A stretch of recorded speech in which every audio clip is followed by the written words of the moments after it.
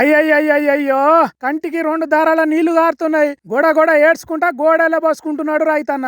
డొక్క బలిగిపోతున్నది, నా గుండె చెరువు అవుతున్నది, నిద్ర పడతలేదు సార్ అని వల పోస్తున్నాడు. ఇగో ఇటు పక్క ఇంకో రైతన్న ఎవరితోనో ఫోన్ లో మాట్లాడుకుంటా బాధపడుతున్నాడు. 40 బస్తాలు 5 బస్తాలు కూడా పండదు. ఏం చేయాలి సార్? ఏం చేయాలి? ఎట్లా బతకాలి? ఎట్లా బతకాలి?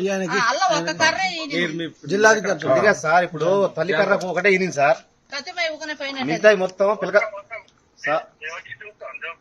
సార్ చూస్తారు కానీ ఏం న్యాయం చేస్తారు సార్? చూసి మీరు అర్థమైందా? కోటి ఆశలతోని వరి పొలం పెడితే ఆగమైతున్నదట పంట. సూర్యాపేట జిల్లాలో ఏదో కంపెనీ పేరుతోని ఊరూరు తిరిగి ఇత్తనాలు అమ్మిరట కొందరు. మీరు ఎప్పటికి పండించే దానికంటే ఎక్కువ దిగుబడి వస్తది, రైతులు రాజులైపోతారని తీయటి మాటలు చెప్పిండ్రట.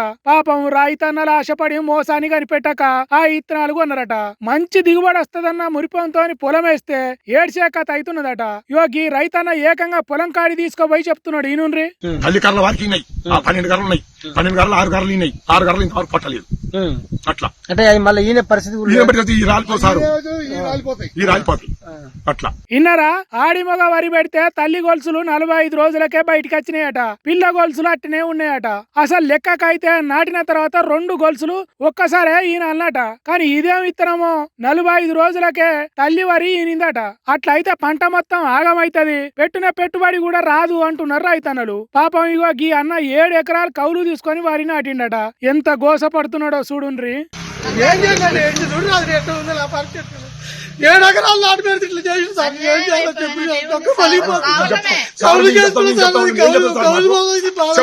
పాపం కదా, ఎంత గోసపడి పెంచిండో పంటను. పొట్టకచ్చిన చేను తుట్టగట్టినట్టే అయ్యే వరకు ఇత్తనాలు అమ్మినోళ్ళ ఇంటికి అడిగి వచ్చారట రైతులంతా. నీ మందు డబ్బా తీసుకొని పోసుకొని చేస్తా, లాస్ట్ కి మాత్రం ఎవరు చెప్తాను ఏమైతే అంతవరకు వస్తా, అంతవరకు నేను నీళ్ళ చేస్తా. ఎక్కడ పోను ఇన్నే ఈ మిల్లు ముగ్గుల్లో చేస్తా.